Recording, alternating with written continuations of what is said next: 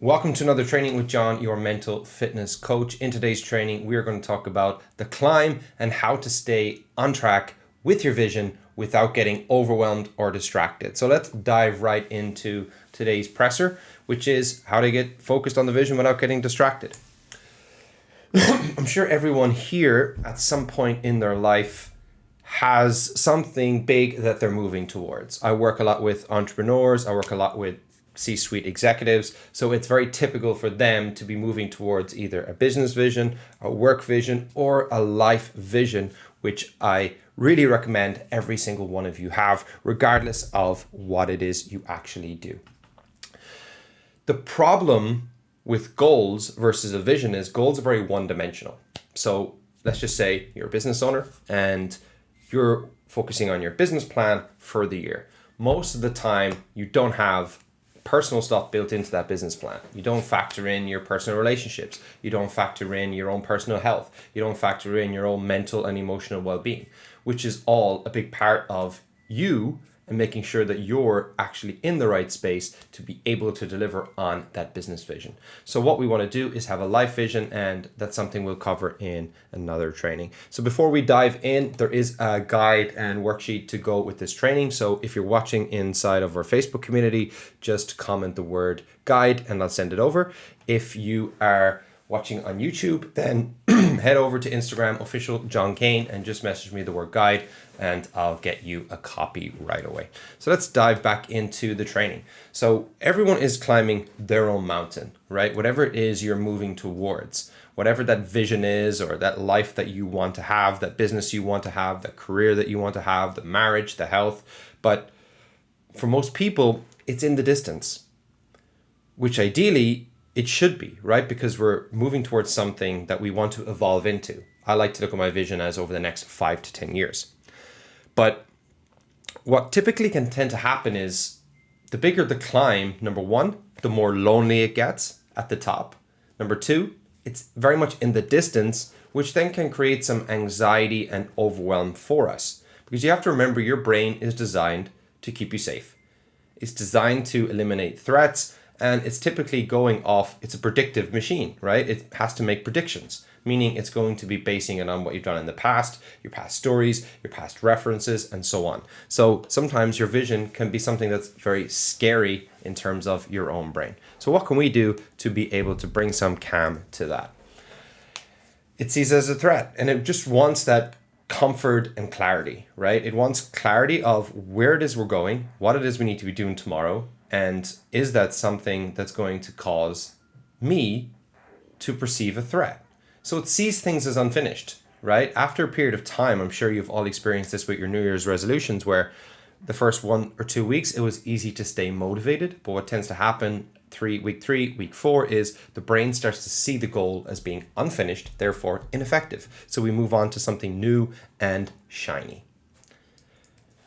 So what we need to do is bring in the focus. What we need to do is create a more narrowed focus path for us to stay on that takes us towards our vision, but in micro milestones.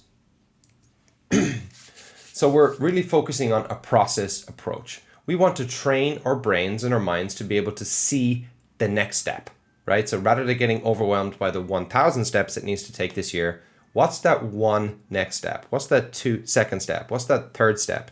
And doing that in each of the key areas of our life. So we're starting to retrain our dopamine cycles, because most of you right now are basically consuming reels, consuming shorts, consuming short bit content, which is basically cheap dopamine, which can make it difficult for us to actually attach dopamine to the process of achieving our goals.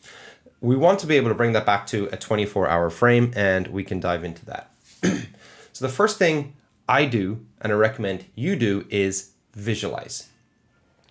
Mental rehearsal and studies around mental rehearsal with high performance athletes actually show that visualizing the outcome, mentally rehearsing, doing the activity was almost as effective as actually doing the activity. It fires off the same neurons in your brain apart from the final action of, let's say, throwing the basketball. So visualization is a super useful and powerful technique that can help you create better predictions for your brain in the future. So it doesn't see it as a threat, and it sees it as something that you've already actually done, because your mind and your brain doesn't know the difference between what's real and what's imaginary. So we see and feel the outcome. Now, I like to break it into two different parts, right? Because number one is it's sometimes easier for us to see it in our mind, see it in our imagination, but it's not always as easy to feel it into our body, because most of the time we hang on to negative negative memories or negative emotions with much more intensity and repetition than we do actual feelings. So what we need to do is, I like to do my visualization first, right? So whatever that goal is, right? Let's just say it's a business goal. It's X amount of money that you want to make in your business in the next year. Visualize yourself in that moment. Now, what's important is that you associate into it. Now, what does it associate mean? Think of it as a roller coaster. If you're looking at the roller coaster over here, or your front seat in the roller coaster and you're looking down, that's associated, right? It means you're seeing yourself. You're seeing it as if it's happening right now in front of you. You're not looking at a movie of it happening. So you want to visualize from that perspective and imagine that your goal is already accomplished, whatever that looks like for you. Next, then we want to bring it into our body.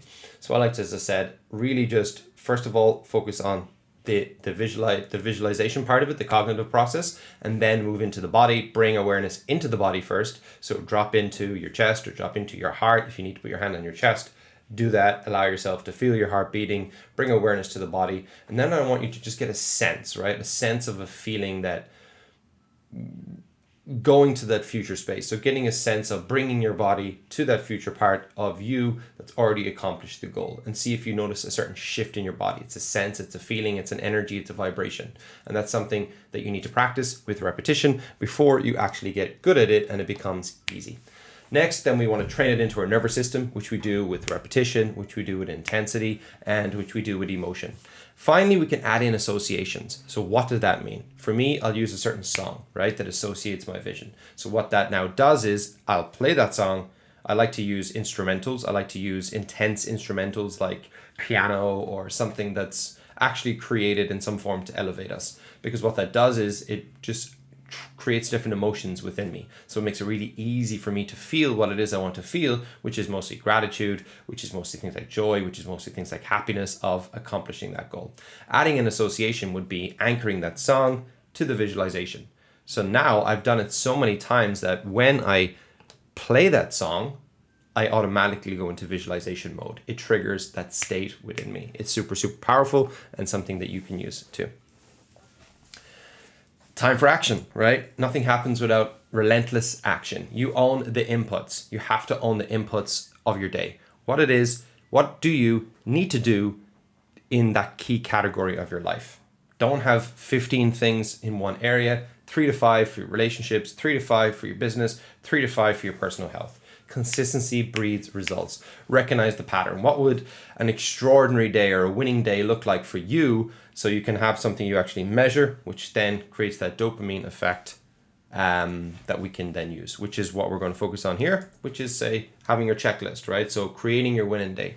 Number one is categories and inputs. So relationship, health, business, or whatever that is for you, career.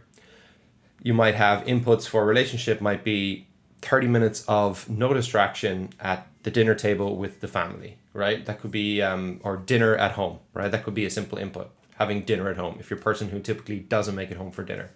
Rules and values. What do I mean by rules and values? What I mean is it could be, a rule for you might be no phones at the dinner table, right? No phones for the first hour of the day to make sure that you're present with your family. A value might be, was I, connected? Was I true to myself, right? What would those values be for you? That will be unique to you. And finally, track your progress. So for tracking your progress is simply end of the day reflection, looking back at your day, measuring that progress. Well, did I achieve the inputs that I said I was going to? Tick them off, or if it's on your phone, press the click button. That creates a dopamine effect for your brain, which then leads you to be more motivated to do it again. Your challenge is to create your winning day. You can do it using the guide. Like I said, if in the Facebook group, just comment guide. If you're watching on YouTube, just DM me on Instagram. at official John Kane, the word guide, and I'll send it over to you.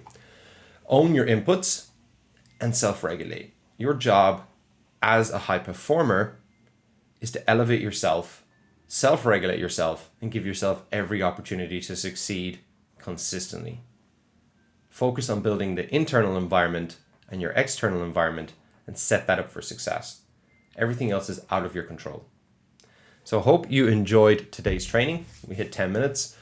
If you found this valuable, feel free to share it with someone else. And as always, ascend higher.